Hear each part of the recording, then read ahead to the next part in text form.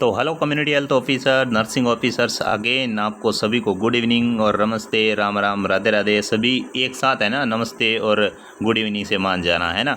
और क्लास को बनाने वाले काफ़ी ज़्यादा इंटरेस्टेड, और आपने बोला था कि पहले टाइम टेबल अपलोड नहीं करते, तो देख लीजिए टाइम टेबल हमने फर्स्ट डे ही अपलोड कर दिया था और क्लास हो रही है बहुत टाइम बाद में। तो अभी अगर कम लाइव आ रहे हैं, कुछ भी हो रहा है, ये आपका मिस्टेक है, हमारा नहीं है। ओके, तो वीडियो को लाइक कर देना, शेयर कर देना, और नए हो तो सब्सक्राइब करके बेल आइकन को प्रेस कर लेना, ताकि जो भी अपडेट आता है फटाफट से आपको तुरंत एसएमएस आ सके आपके मोबाइल पे कि हाँ यहाँ पे वैकेंसी आई है, यहाँ पे रिजल्ट आया है, अब क्लास होनी है। जो भी अपडेट हो बाकायदा आपको टाइम टू टाइम मिलता रहे। ओके, तो ये क्लास अपनी हो रही है स्पेशली एमपीसीएचओ, एनएचएम और नर्सिंग ऑफिसर से संबंधित ईएसआईसी सीआरपीएफ के लिए भी काफ़ी ज़्यादा बेनिफिशियल रहने वाली है। क्योंकि फ्रेंड्स पता है नोर सेट का सिलेबस अलग रहता है, ईएसआईसी का और सीआरपीएफ सीएचओ ये थोड़ा सा मिक्सअप के अंदर रहता है ना। इजी रहता है, इसके अंदर ज़्यादा हार्ड नहीं रहता। बाकी हर एक कंपटीशन एग्जाम के अंदर ऐसे इजी क्वेश्चन भी आते हैं, इसके अंदर काफ़ी ज़्यादा आपको नए क्वेश्चन भी मिलेंगे, मिक्सअप के अंदर क्वेश्चन चलता है। ओके, तो क्लास को स्टार्ट करने से पहले आपकी रिस्पॉन्सिबिलिटी है, अपने 3 फ्रेंड्स को शेयर करोगे और 100+ लाइव लेके आओगे। और हाँ, जिसका भी आंसर गलत हो सही हो कमेंट आपको ज़रूर कर देना है। तो चलिए स्टार्ट करते हैं क्लास को। उससे पहले आपके लिए एक नई गाइड्स के बारे में, जो कि पहले आपको वीडियो बना के बता दिया था कि भाई मिशन सीएचओ लेके आ गया है टारगेट को पूरा करने के लिए। आपका टारगेट क्या है भाई? सीएचओ है। बहुत सारे लोगों का ऐसे लगता है कि नहीं, हमारा टारगेट तो सीएचओ है, सीएचओ बनना है और आराम की ज़िंदगी काटनी है, आराम से पेशेंट देखने जाके, या ये अपने जो है मैडम देख रहे हैं ऐसे। तो इसके चलते है ये जो बुक है ये कलर प्रिंट है, बिल्कुल से आपको कलरफुल मिलेगी। और इसके अंदर है हर एक सब्जेक्ट के कंटेंट जो आपको मिलेंगे, जिसके अंदर हर एक स्टेट के लिए बेनिफिशियल है। ऐसा नहीं राजस्थान के लिए, यूपी, बिहार, एमपी, गुजरात, जहाँ भी बात करें, हरियाणा, पंजाब, हर एक स्टेट के अंदर आपको बेनिफिशियल होने वाली है। और हर एक स्टेट का जो स्कीम है वो स्कीम भी इसके अंदर इंक्लूड की गई है। और बनाया इसको ऐसे है क्योंकि इसको फ्रेंड्स क्या करवाता है, इग्नू कराता है इसका काम। ओके, सभी को पता है कि इग्नू सीएचओ का कोर्स करवा रहा है, सीएचओ की ट्रेनिंग वगैरह करवा रहा है। तो इग्नू ने सिलेबस बना रखा है, उस सिलेबस के अकॉर्डिंग उसको पूरा तैयार किया गया है। एक गाइड है आपके पास, तो सीएचओ के लिए आपको दूसरी गाइड प्रेफर करने की ज़रूरत भी नहीं है। आई श्योर 101% हमने इसका रिव्यू करके देख लिया है। ओके, तो चलिए एक आपकी क्वेरी और आती है कि सर वो तो चलो ठीक है, नॉन टीच के अंदर क्या पढ़ें? नॉन टीच का मीनिंग सीआरपीएफ आएगा। सीआरपीएफ के अंदर 50% अदर सिलेबस आता है, जैसे मैथ, रीजनिंग, जीके आता है। और जैसे ईएसआईसी के अंदर भी 25 क्वेश्चन आते हैं, नॉर सेट के अंदर भी 20 क्वेश्चन आते हैं। तो ये जो क्वेश्चन है ये कहाँ से बढ़े हैं? ये जो है अलग अलग बड़ी बड़ी वैकेंसियाँ होती है जो यूट्यूब पे चैनल चल रहे हैं और कोचिंगें चल रही है, ये तो अपन पढ़ नहीं सकते क्योंकि उनके अंदर एसएससी का ये थोड़ा हाई लेवल कहा जाता है। नर्सिंग का एक लिमिटेड पोर्शन होता है, लिमिटेड सब्जेक्ट होते हैं, लिमिटेड के अंदर ही मैथ, रीजनिंग, जीके वगैरह आता है। तो उनके लिए भी एक स्पेशल गाइड तैयार कर रखी है आपके लिए। तो ये गाइड आप परचेज कर सकते हो, अमेजोन, फ्लिपकार्ट दोनों के ऊपर अवेलेबल है। और इसके लिंक वगैरह वीडियो को डिस्क्रिप्शन बॉक्स के अंदर मिल जाएंगे, और जो अपना टेलीग्राम ग्रुप है वहाँ पर भी मिल जाएंगे। और उसकी PDF भी आपको पहले मिल जाएगी, सैम्पल के रूप में आप PDF देख सकते हो, पता कर सकते हो उस PDF देख के कि हाँ गाइड ये कैसी रहने वाली है। तो यहाँ पे लगा रखा है सब कुछ, nursing officer, staff nurse, SNO और CHO एंट्रेंस एग्जाम के लिए आपको लीजिए बहुत ज़्यादा बेनिफिशियल रहने वाली है, यहाँ पे भी देख सकते हो। ओके, तो चलिएगा बिना टाइम वेस्ट के वीडियो को स्टार्ट करते हैं। और आज के फर्स्ट क्वेश्चन के साथ में आपके धमाकेदार एंट्री के साथ में स्टार्ट करते हैं। सभी का रिस्पॉन्स बिल्कुल से फटाफट से आना चाहिएगा और बिल्कुल से कोई मिस्टेक किसी से नहीं होगा, आशा और उम्मीद कर रहे हैं। हाँ जी, गुड इवनिंग सभी को अगेन गुड इवनिंग। कमेंट सभी के फास्ट आनी चाहिए, बिल्कुल गोली की तरह आनी चाहिए। हाँ जी, तो चलिए स्टार्ट करते हैं। आज के फर्स्ट क्वेश्चन को ऐड करने से पहले कल का जो प्रीवियस जो क्लास थी उसका लास्ट क्वेश्चन था, उसको सबसे पहले अटैच कर देते हैं, उसके बाद में आज की क्लास को स्टार्ट करते हैं। कमेंट सभी के आने चाहिए फ्रेंड्स, फटाफट से आने चाहिएगा, एकदम गोली की तरह आना चाहिए। आपके सबसे पहले है, टाइम टेबल भी दे दिया है। तो इसमें क्वेश्चन जो लास्ट क्लास का था, all are 4A seen in schizophrenia except 1। Schizophrenia के अंदर 4A सिम्टम देखने को मिलता है फ्रेंड्स। ओके, जिसके अंदर सबको इंक्लूड किया गया है। एक ऐसा कौन सा ऑप्शन है जो कि 4A के अंदर नहीं आता? अफेक्ट, ऑटिज्म, एम्बिवेलेंस और एनहिडोनिया। फटाफट से आंसर करना है, आज क्लास को ज़्यादा डिले नहीं करेंगे, मैं ज़्यादा जो है आपको टाइम वेस्ट नहीं करना है, फटाफट से क्लास को एंड करना है। ओके, तो फ्रेंड्स यहाँ पे अगर राइट आंसर की बात करते हैं, हाँ जी बिल्कुल से सही आंसर आपका डी आंसर है। एनहिडोनिया सिजोफ्रेनिया के 4A सिम्टम के अंदर नहीं आता। तो इसकी जगह क्या आता है? इसकी जगह आता है association of loosening. Association of loosening होता है वो इसके अंदर आता है। तो 3 तो ये हो गए, इसको तो गलत दिया, गलत, 1 ये हो गया, 2 ये हो गया, 3 ये हो गया और 4 नंबर पे आता है एसोसिएशन ऑफ लूजनिंग। ये 4A सिम्टम जो है सिजोफ्रेनिया के अंदर देखने को मिलते हैं। ओके, आशा उम्मीद करते हैं समझ आ गया होगा। चलिए फर्स्ट क्लास का, आज की क्लास का फर्स्ट क्वेश्चन से आपको करते हैं स्टार्ट क्लास को। तो फर्स्ट क्वेश्चन आपके सामने, आंसर सभी के बिल्कुल से आने चाहिएगा। ओके, तो चलिएगा। In schizophrenia which type of hallucination occur. Schizophrenia एक साइकेट्रिक से संबंधित है, अपने ये डिजीज पढ़ते हैं। उसके अंदर हेल्यूसिनेशन कौन से टाइप का देखने को मिलता है? Most of. वैसे तो हेल्यूसिनेशन सभी इसके अंदर मोस्ट ऑफ देखने को मिल जाते हैं थोड़े थोड़े, बट मोस्ट ऑफ कौन सा देखने को मिलता है? हाँ जी, हाँ जी, हाँ जी, सही आंसर बिल्कुल से। चलिएगा, तो हेल्यूसिनेशन बताने, हेल्यूसिनेशन क्या होता है friends? Absence of any stimuli, absence of any stimuli, यानी कोई भी स्टिमुलाई, कोई भी चीज़ प्रेजेंट नहीं है फिर भी उसको लग रहा है। ओके, उसको कुछ दिख रहा है, कुछ भी नहीं है। ऑल्फैक्टरी, उसको मतलब ऑल्फैक्टरी नर्व है। ऑल्फैक्टरी क्या काम करती है? स्मेल का, उसको कुछ खुशबू आती है, ऐसे लग रहा है कुछ बन रहा है, कुछ भी, बट ऐसा कुछ नहीं होता। ओके, ऑडिटरी के अंदर उसको कुछ सुनाई देता है कि कुछ बज रहा है, कोई आवाज़ लगा रहा है, ऐसा कुछ नहीं होता हालांकि। और टैक्टाइल के अंदर उसको लगता है मेरी स्किन के ऊपर कुछ रंग कर रहा है, कुछ लगा हुआ है, ऐसे करके उसको फीलिंग आती है। तो सिजोफ्रेनिया के पेशेंट है, उसके अंदर हेल्यूसिनेशन के अंदर मोस्ट ऑफ, हाँ जी सही आंसर है आपका बिल्कुल से। जो राइट आंसर देखने को मिलता है वो क्या होगा? ऑप्शन सी, ऑडिटरी हेल्यूसिनेशन है, ये सिजोफ्रेनिया के पेशेंट के अंदर सबसे पहले देखने को मिलता है। ओके, ऑल्फैक्टरी, विजुअल, टैक्टाइल भी देखने को मिलता है, बट ये कम, और ऑडिटरी जो है मोस्ट कॉमन। अपन पढ़ते हैं ना, एक most common sign and symptom होता है, एक नॉर्मली होता है। तो ऑप्शन जो बी सी जाएगा यहाँ पे, मोस्ट ऑफ राइट आंसर जाएगा। सिजोफ्रेनिया के अंदर फर्स्ट हेल्यूसिनेशन ऑडिटरी देखने को मिलता है। ओके, चलिएगा रन करते हैं नेक्स्ट क्वेश्चन के ऊपर। और नेक्स्ट क्वेश्चन आपके सामने ये है कि रूमेटिक फीवर के अंदर ड्रग्स ऑफ चॉइस कौन सी रहती है? रूमेटिक फीवर के अंदर DOC क्या रहती है? Drugs of choice. तो चलिएगा ऑप्शन देखते हैं, इसके ऑप्शन अलग हैं तो देखिएगा। Drugs of choice in rheumatic fever, तो यहाँ पे पेनिसिलिन, एजिथ्रोमाइसिन, अमीकासिन और रिफाम्पिसिन। बताइएगा फटाफट से, रूमेटिक फीवर के अंदर ड्रग्स ऑफ चॉइस कौन सी रहती है? बिल्कुल से आपका राइट आंसर है फ्रेंड्स। यहाँ पे अगर राइट आंसर की बात करते हैं तो पेनिसिलिन है वो रूमेटिक फीवर के अंदर क्या रहती है? ड्रग्स ऑफ चॉइस रहती है। मोस्ट कॉमनली यूज में ली जाती है रूमेटिक फीवर को ट्रीट करने के लिए पेनिसिलिन। पेनिसिलिन के अलावा जिसके भी आंसर आ रहे हैं वो बिल्कुल से खोटे हैं। हाँ, आपकी रिस्पॉन्सिबिलिटी बनती है, अपने 3 फ्रेंड्स को शेयर कीजिएगा और वीडियो को वायरल करना है ना, ज़्यादा से ज़्यादा लोगों को शेयर करना है, फैलाना है। हाँ जी, चलिएगा ऑप्शन ए है बिल्कुल से इनके सभी के राइट आंसर है। चलिएगा रन करते हैं नेक्स्ट क्वेश्चन के ऊपर। नेक्स्ट क्वेश्चन आपके सामने, cause of infertility in male. Infertility मतलब क्या होता है फ्रेंड्स? क्योरेबल होता है, ये सबसे बड़ी बात, क्योरेबल होता है, यानी इसको क्योर किया जा सकता है, ट्रीट किया जा सकता है, परमानेंट नहीं होता। और इनफर्टिलिटी होता क्या है? इसके अंदर मेल है वो केपेबल नहीं होता क्या करने में? फीमेल को प्रेग्नेंट करने में। उसके अंदर इतनी क्षमता नहीं होती कि वो फीमेल को प्रेग्नेंट कर सके। सीधी बात ये बोलें कि उसके अंदर कुछ ना कुछ कमी होती है। जेनेटिक हो सकती है, ओके, कोई डिजीज़ की वजह से हो सकती है, कुछ भी हो सकता है, बट ऑप्शन के अनुसार अपने को बताना है कि भी इनफर्टिलिटी क्यों होती है, क्या कारण रहता है। मेल के अंदर अलग होती है इनफर्टिलिटी, फीमेल के अंदर अलग होती है। ओके, तो ये मेल का कारण पूछा है, तो मेल के कारण के अंदर ऑप्शन बताएंगे आपको और आप राइट आंसर बताइएगा। Arthritis, Klinefelter syndrome, down syndrome और हाइड्रोसिल। कौन सा ऑप्शन है जो इंडिकेट करता है कि ये मेल के अंदर इनफर्टिलिटी कोज करवाने में रिस्पॉन्सिबल होता है? ओके, तो फ्रेंड्स यहाँ पे हाँ जी सही है, बिल्कुल से सही आंसर आपका ऑप्शन ए। ये ऑप्शन है वो बिल्कुल से आपका राइट आंसर है। ओरचाइटिस, ओरचाइटिस होता ही ये है friends testicular inflammation. Testicular inflammation यानी टेस्टिस का इन्फ्लामेशन हो जाता है, उसको बोला जाता है ओरचाइटिस। और टेस्टिस का काम ही ये होता है स्पर्म का फॉर्मेशन करना, उसका मैचुरेशन करना, सब कुछ काम इन्हीं का होता है। और स्पर्म का काम होता है फर्टिलिटी वगैरह जो करवाना। ओके, तो ये काम अगर इसके अंदर प्रॉपरली होंगे ही नहीं तो फर्टिलाइजेशन कैसे होगा? तो मेल हो गया इनफर्टाइल। ओके, तो यहाँ पे राइट आंसर आपका बनेगा ऑप्शन ए, बिल्कुल से राइट आंसर। मेल के अंदर इनफर्टिलिटी है वो ओर्चाइटिस कोर्स रहता है इसका, यानी टेस्टिस का इन्फ्लामेशन वगैरह हो जाता है, तो टेस्टिस जो फंक्शन करना चाहिए वो नहीं कर पाता।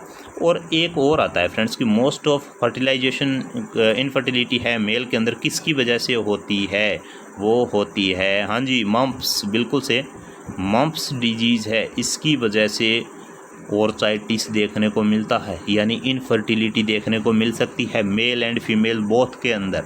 तो मम्प्स को भी आपको ध्यान रखना है।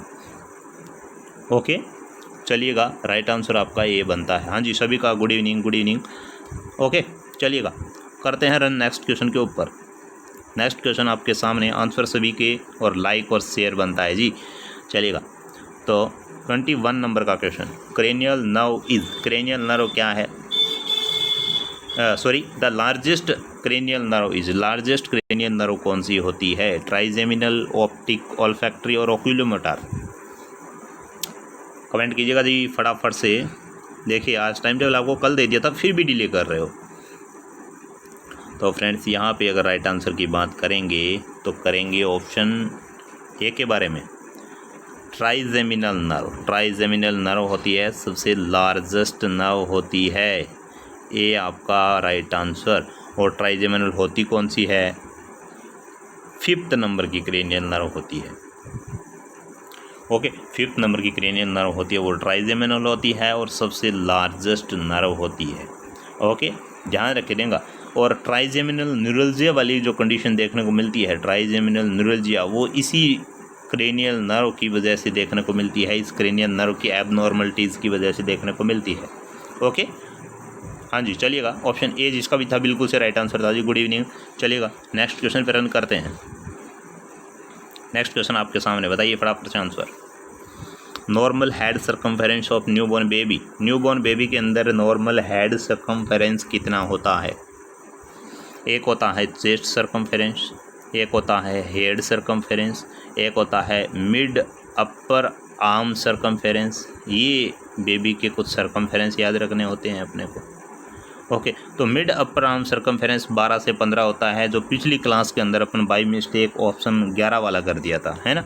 ये एवरेज 12 से कम और 12 से 15 इसका होता है। ओके, और हेड सर्कमफेरेंस कितना रहता है, वो रहता है फ्रेंड्स 34 से लेके 35। चेस्ट सर्कमफेरेंस कितना रहता है, 31 से लेके 33। तो यहाँ पे क्वेश्चन के अंदर क्या पूछा है उसके अनुसार चूज़ कीजिएगा। हाँ जी, हाँ जी, बिल्कुल से 34 से 35 आपका बिल्कुल से राइट आंसर बनता है, ऑप्शन सी। क्योंकि फ्रेंड्स क्या होता है, बच्चा जब डिलीवर होता है उसकी चेस्ट का साइज़ होता है वो कम होता है, और उसके हेड का जो साइज़ होता है वो क्या होता है, ज़्यादा होता है। तो इसलिए हेड सर्कमफेरेंस है वो ज़्यादा होता है। यहाँ पे आप देख सकते हो हेड सर्कमफेरेंस ज़्यादा है और चेस्ट सर्कमफेरेंस कम होता है। और ये क्या है, ये एवरेज 1 ईयर्स ऑफ एज के ऊपर, 1 ईयर्स एज होती है, 1 साल का हो जाता है बच्चा, तब दोनों इक्वल हो जाते हैं, जितना हेड सर्कमफेरेंस उतना ही चेस्ट सर्कमफेरेंस। तो ये भी आपको ध्यान रख लेना है कि हेड सर्कमफेरेंस और चेस्ट सर्कमफेरेंस इक्वल कब हो जाते हैं, 1 साल की एज पे। ओके, तो यहाँ पे राइट आंसर बनेगा आपका ऑप्शन सी, बिल्कुल से राइट आंसर। हाँ जी, चलिएगा, सभी का बिल्कुल से राइट आंसर है। चलिएगा, रन करते हैं नेक्स्ट क्वेश्चन के ऊपर। The most serious complication of measles is, measles के अंदर मोस्ट सीरियस कॉम्प्लिकेशन कौन सा देखने को मिलता है, क्रूप, निमोनिया, मेनिंगो इंसेफेलाइटिस और otitis media. Most serious complication of measles, comment आनी चाहिए जी गोली की तरह, बताइएगा मोस्ट सीरियस कॉम्प्लिकेशन कौन सा होता है मिजल्स के अंदर। तो सभी को पता है लाडलो कि ऑप्शन सी, ऑप्शन सी है वो बिल्कुल से आंसर राइट है आपका। मेनिंगो इंसेफेलाइटिस जो है वो राइट आंसर है। मेनिंजाइटिस वाली कंडीशन, यानी मेनिंजेस लेयर होती है, उसका इन्फ्लामेशन इन्फेक्शन है, मिजल्स की वजह से देखने को मिलता है। तो कॉम्प्लिकेशन के अंदर मिजल्स की के अंदर आता है मेनिंगो इंसेफेलाइटिस। ऑप्शन सी आपका बिल्कुल से राइट आंसर है। 50% का गलत, 50% का सही। चलिए, करेक्शन कर लेना जी जिसका भी कोई क्वेरी थी, है ना। आज फटाफट से क्लास को एंड करना है, ज़्यादा टाइम नहीं लगाना है जी। चलिएगा रन करते हैं नेक्स्ट क्वेश्चन के ऊपर, और नेक्स्ट क्वेश्चन आपके सामने ये रहा।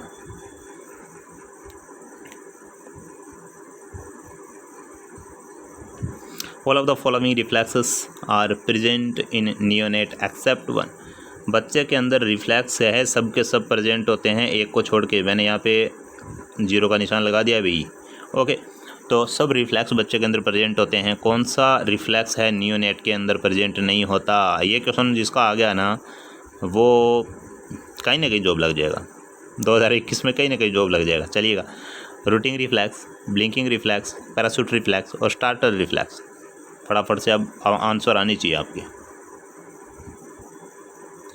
क्वेश्चन को देखने की ज़रूरत नहीं है, थोड़ा सा अगर समझ गए तो सब कुछ सही सही लगेगा। हाँ जी, ये हुई ना बात। Parachute reflex, option C. Parachute क्या करते हैं भाई? जो कमांडोज होते हैं, आर्मी वाले होते हैं, वो क्या करते हैं? पैराशूट ऊपर हवाई जहाज़ से जो है अपनी लैंडिंग करते हैं, उतरते हैं, कूदते हैं, बोलते हैं ना, वो होता है पैराशूट पहन के कूदते हैं।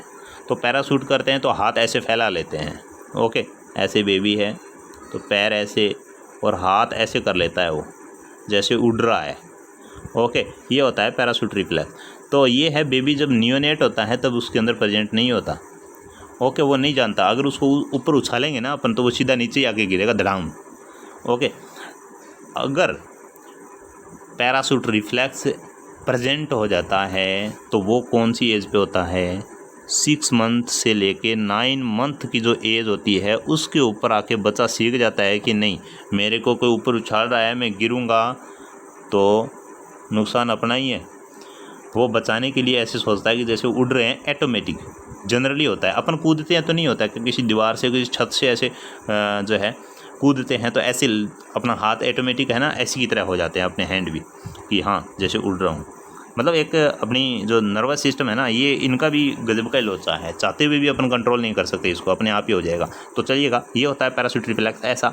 और पैराशूट रिफ्लेक्स जो है अपीयर होता है 6 to 9 मंथ की एज के ऊपर नियोनेट के अंदर, यानी बच्चा पैदा होते ही ये नहीं होता, 6 से 9 महीने के बाद में ये स्टार्ट होता है। रूटिंग रिफ्लेक्स है, ब्लिंकिंग रिफ्लेक्स है, स्टार्टल रिफ्लेक्स है, ये पहले से प्रेजेंट होते हैं। बच्चा जब पैदा होता है ये सब कुछ पहले से प्रेजेंट होता है। ओनली फॉर पैराशूट रिफ्लेक्स ऐसा एकमात्र जो रिफ्लेक्स है जो कि 6 से 9 मंथ की उम्र के ऊपर बच्चे के अंदर अपीयर होता है। क्वेश्चन यही पूछा था कि नियोनेट के अंदर कौन सा नहीं होता। नियोनेट मतलब नया नया बच्चा, और नए नए बच्चे के अंदर तो भाई रूटिंग, ब्लिंकिंग और स्टार्टल होता है, पैराशूट यहाँ पे नहीं होता। ओके, तो ऑप्शन आपका सी बिल्कुल से राइट जाएगा। चलिएगा, रन करते हैं नेक्स्ट क्वेश्चन के ऊपर। नेक्स्ट क्वेश्चन आपके सामने। In which of the following drugs are use in antipyretic, use as a antipyretic. Antipyretic drugs कौन सी है? एंटी यानी अगेंस्ट, पायरेटिक यानी फीवर। एंटी का मतलब क्या हो गया? तू मेरे एंटी है, मैं तेरे एंटी हूँ, यानी मैं तेरी विपक्ष हूँ, तू मेरे विपक्ष है। तो फीवर के विपक्ष कौन सा है भाई? फीवर का जो सामना करता है, यानी फीवर की किसके साथ लड़ाई चलती है? ओके, तो अगेंस्ट की बात करते हैं। पैरासीटामोल, डाइक्लोफेनिक सोडियम, एस्प्रिन और आइबुप्रोफेन। बताइएगा फटाफट से। पैरासीटामोल सामने पड़ी है ना। पैरासीटामोल क्या करती है? एंटी काम करती है। फीवर को बोलती है तू नीचे आ, ये बोलती है नहीं आऊँगी तो चल मैं आ रही हूँ सामने तेरे। ओके, तो पैरासीटामोल जो है एंटी पायरेटिक का काम करती है। ओके, एंटी यानी अगेंस्ट, पायरेटिक यानी फीवर। ओके, तो ऑप्शन ए है वो बिल्कुल से आपका राइट आंसर है। अच्छा क्वेश्चन और अच्छा ही आपका रिस्पॉन्स, मज़ा आ गया। शेयर कीजिएगा और लाइक कीजिएगा, भूल मत जाना। क्लास चलती है, इतनी इंटरेस्टेड क्लास लग रही है तो ऐसे लग रहा होगा नहीं सर आज तो छोड़ दीजिए, बाद में देखेंगे, लाइक लुक तो बाद में करते रहेंगे। ऐसे नहीं करना है। आपकी रिस्पॉन्सिबिलिटी इतनी बनती है, हमारी बनती है टाइप करो, पढ़ाओ, लिखाओ, बताओ, टाइम टेबल अपलोड करो, बहुत सारी मेहनत करनी पड़ती है ना। आपका इतना ही बनता है, 2 क्लिक यहाँ करो, 2 क्लिक यहाँ करो। मतलब एक लाइक एक डिसलाइक नहीं, एक लाइक करो, एक बेल आइकन को करो, एक सब्सक्राइब करो, ओके, और एक शेयर करो। 4 बटन हो गए, 4 ही काम करना है अपने को। चलिएगा, रन करते हैं नेक्स्ट क्वेश्चन के ऊपर। और नेक्स्ट क्वेश्चन आपके सामने ये रहा। Crackpot sound are seen in, hi भाई मस्त वाला क्वेश्चन आ गया जी। क्रैकपॉट साउंड किसके अंदर देखने को मिलता है? हाइड्रोसीफेलस, हाइड्रोसील, हाइपरटेंशन और हाइपरथायरॉयडिज्म। अब भाई सभी जगह हाइपर और हाइड्रो लग रखा है तो कन्फ्यूजन तो नहीं होना ना। क्रैक यानी बोलते हैं ना ये चीज़ क्रैक होगी, क्रैक हो गया ना, मतलब ये टूट गई। टूटना लिख सकते हैं अपन, हिंदी भी नहीं लिखा जाता, टूटना। और पोट मीनिंग मटका, मटका टूटना। मटके के टूटने पे जो मटका टूटा हुआ होता है तो घर पे अपन परचेज करते हैं, जब क्या करते हैं उसको टक टक टक ऐसे बजा के देखते हैं। अगर मटका टूटा हुआ है तो उसकी वॉइस अलग ही आती है, और मटका सही है तो उसकी आवाज़ अलग ही आती है। तो ये बता रहा है भाई जो मटका आप परचेज करते हो उसकी आवाज़ आती है जैसे वो फूटा हुआ मटका है, क्रैक मटका है, वैसी आवाज़ कौन सी कंडीशन के अंदर देखने को मिलती है? तो वो देखने को मिलती है हाइड्रोसिफेलस, यानी हाइड्रोसिफेलस के अंदर इनलार्जमेंट हो जाता है सर वाला पोर्शन। ओके, तो इसके अंदर क्या है, अपन टैप करते हैं इसके सर को तो क्या फील होता है, ये फूटे हुए मटके की तरह फील होता है, क्योंकि उसकी जो सुचर लाइंस होती है वो काफ़ी ज़्यादा डिस्टेंस के अंदर हो जाती है, और यह इनका बीच में गैप जो है बढ़ जाता है इसके अंदर फ्लूइड एक्यूमुलेशन ज़्यादा होने की वजह से। तो क्रैकपॉट साउंड है हाइड्रोसिफेलस के अंदर देखने को मिलता है। ऑप्शन ए है वो बिल्कुल से आपका राइट आंसर होता है।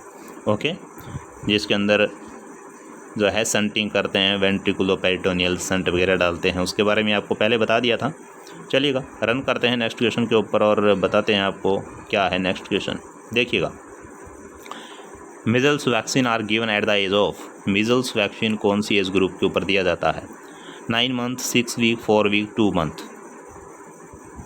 क्या बात है, कमेंट ऐसे स्लो नहीं आने चाहिए, लाड लो। शेयर करने में बिजी हो गई क्या? अच्छा, चलिए कोई नहीं, शेयर कर दीजिए जी। क्या पता मैंने सोचा थक गए होंगे, चाय पीने लग गए होंगे बीच में। चलिएगा, मीजल्स वैक्सीन कौन सी एज ग्रुप पे लगाते हैं भाई? 9 मंथ, 6 मंथ, 4 वीक और 6 वीक और 2 मंथ। तो फ्रेंड्स सभी को पता है ना, 9 मंथ पे 9 मंथ पे मीजल्स का वैक्सीन लगाया जाता है भाई। ऑप्शन ए बिल्कुल से राइट आंसर है। ओके, और इसके साथ विटामिन ए भी दे सकते हैं, विटामिन ए है इसी टाइम भी देते हैं मोस्ट ऑफ। ओके, तो यहाँ पे आपका राइट आंसर बनेगा वो जाएगा ऑप्शन ए। रन करते हैं नेक्स्ट क्वेश्चन के ऊपर, और नेक्स्ट क्वेश्चन आपके सामने इतने ही क्वेश्चन ऑप्शन दिखाएंगे, ऑप्शन और बाद में दिखाएंगे आपको। ओके, क्योंकि ऑप्शन जो है नीचे रह गए हैं और पॉसिबल नहीं हो पाएगा स्क्रीन पे आना। चलिए, essential amino acid are named so because they are, यानी इसेंशियल अमाइनो एसिड का नाम इसका क्यों रखा गया? ये पूछ रहा है भाई, इसेंशियल अमाइनो एसिड नाम क्यों रखा गया? बिकॉज क्या कारण है भाई इसके पीछे? प्रोड्यूस इन बॉडी, बॉडी के अंदर प्रोड्यूस होता है, not produce in body, body के अंदर प्रोड्यूस नहीं होता। आप तो इन दोनों में से आंसर बता दीजिए बस।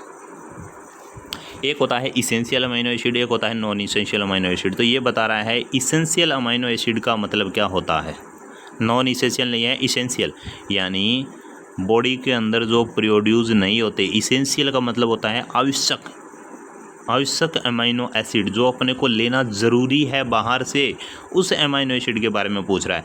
तो not produce in body, body के अंदर अगर प्रोड्यूस नहीं होंगे तो बाहर से लेना पड़ेगा ना, बिल्कुल से सही बात है ये।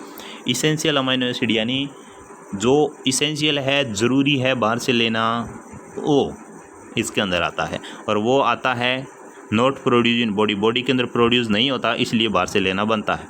और जो नॉन इसेंशियल अमाइनो एसिड आता है, नॉन एसेंशियल अमाइनो एसिड मतलब उसको ज़रूरी नहीं है, नॉन माने नहीं, इसेंशियल माने आवश्यक और बाहर से लेना। ओके, वो क्या होता है, प्रोड्यूस इन बॉडी, वो बॉडी के अंदर प्रोड्यूस हो जाता है तो बाहर से लेने की उसकी ज़रूरत नहीं होती। तो अगर यहाँ पे दे रखा है इसेंशियल, तो इसेंशियल के अंदर not produce in body, option जो बी है वो बिल्कुल से आपका राइट आंसर बनता है। चलिएगा रन करते हैं नेक्स्ट क्वेश्चन के ऊपर, और नेक्स्ट क्वेश्चन आपके सामने ये रहा। Drugs use to diagnosis of myasthenia gravis, myasthenia gravis को डायग्नोस करने के लिए कौन सी ड्रग्स यूज में लेते हैं? फाइसोस्टिजमिन, नियोस्टिगमिन और एड्रेनलिन और एक्टिवेटेड चारकोल।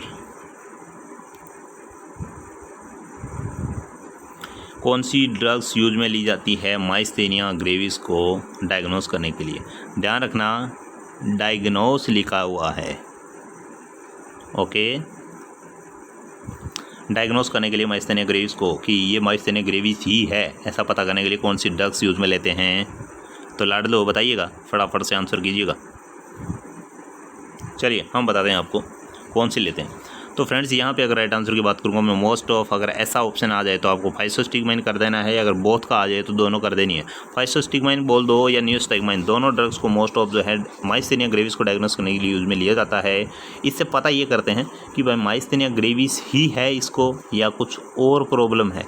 तो इसके लिए क्या करते हैं, ये ड्रग्स यूज़ में क्यों लेते हैं, क्योंकि ये भाई ब्लड ब्रेन बैरियर को क्रॉस नहीं कर पाती, ओके, इसलिए इसको भी यूज़ में लिया जाता है मोस्ट ऑफ।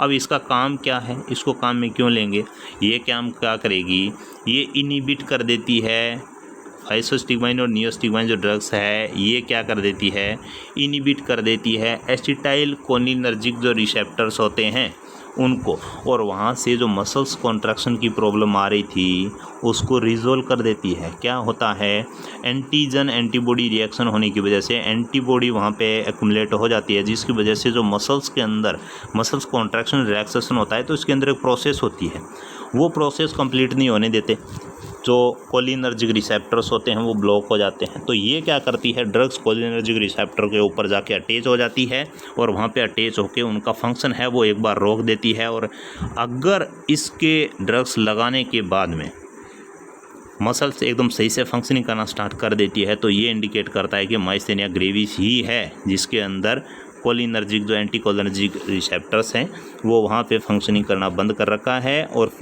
जो फाइसोस्टिगमाइन नियोस्टिगमाइन जाके उसके इम्पेयर्ड किया तो एक बार ट्रीटमेंट टाइप में यानी उसका कंडीशन रिजोल्व हो जाती है, फिर अगेन डेवलप हो जाती है। तो उसके अनुसार अपन ट्रीटमेंट फिर माइस्थेनिया ग्रेविस का देते हैं। तो माइस्थेनिया ग्रेविस को जो डायग्नोस करने के लिए, पता करने के लिए, फाइंड आउट करने के लिए ओके टेस्ट किया जाता है, तो उसके अंदर ड्रग्स यूज में लेते हैं फाइसोस्टिगमाइन या नियोस्टिगमाइन।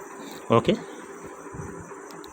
हाँ जी, चलिएगा, ऑप्शन ए और बी बोथ है यहाँ पे राइट आंसर, बट अगर एक ही पूछते हैं तो फाइसोस्टिगमाइन आपको राइट कर देना है, बाकी दोनों ही राइट है। रन करते हैं नेक्स्ट क्वेश्चन के ऊपर। हाँ जी, सभी का बिल्कुल से राइट आंसर है। Morphine is Contra indicated in, morphine किसके अंदर कॉन्ट्रा इंडिकेटेड होती है, अस्थमा के अंदर, एमआई के अंदर, पैंक्रियाटाइटिस के अंदर और एपेंडिसाइटिस के अंदर। Morphine is Contra indicated in, देखते हैं आज दिमाग किसका कितना दौड़ता है, कोई नई चीज़ भी निकालता है क्या यहाँ से। हाँ जी, मान गए जी, बिल्कुल से, बिल्कुल से, आपको कौन नहीं मानता। तो फ्रेंड्स यहाँ पे राइट आंसर जाएगा ए एंड बी, दोनों के अंदर मॉर्फिन कॉन्ट्रा इंडिकेटेड रहती है, दोनों के अंदर मॉर्फिन नहीं दी जाती। अस्थमा के अंदर भी नहीं दी जाती क्योंकि अस्थमा के अंदर क्या है, ब्रोंको कॉन्स्ट्रिक्शन वगैरह करवा के ये क्या करती है, रेस्पिरेशन के अंदर प्रॉब्लम क्रिएट कर सकती है। और पैंक्रियाटाइटिस के अंदर क्या होता है, इन्फ्लामेशन इन्फेक्शन पैंक्रियाज का वैसे ही हो रखा है, अगर मॉर्फिन देंगे तो वहाँ पे पैंक्रियाज जो है स्टिमुलेट होगा, जिसकी वजह से अगेन हार्मोन्स वगैरह सिक्रेट करेगा, तो इन्फ्लामेशन इन्फेक्शन और दर्द ज़्यादा बढ़ता है। ओके, तो ऑप्शन ए और सी जो है वो बिल्कुल से आपके राइट है, मॉर्फिन दोनों के अंदर ही कॉन्ट्रा इंडिकेटेड रखा जाता है।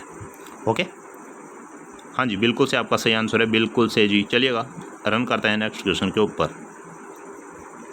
HIV virus belong in which group, HIV virus है कौन से ग्रुप से बिलोंग करता है, flavi virus, retro virus, rhabdo virus और all of these. HIV virus कौन सी कैटेगरी से बिलोंग करता है, चलिएगा बताना ही पड़ेगा। रेट्रो वायरस, हाँ जी, बिल्कुल से सही है आपका आंसर, रेट्रो वायरस है। ये क्या है, HIV वायरस बिलोंग करता है रेट्रो वायरस ग्रुप से। Okay, HIV AIDS human immunodeficiency virus, HIV। Okay, तो HIV है ये रेट्रो वायरस के ग्रुप से बिलोंग करता है, ऑप्शन बी आपका बिल्कुल से राइट आंसर बनता है। चलिएगा फ्रेंड्स, नेक्स्ट क्वेश्चन पे रन करते हैं, काफ़ी क्लास लेंथी होती जा रही है, फटाफट से क्लास को करते हैं एंड।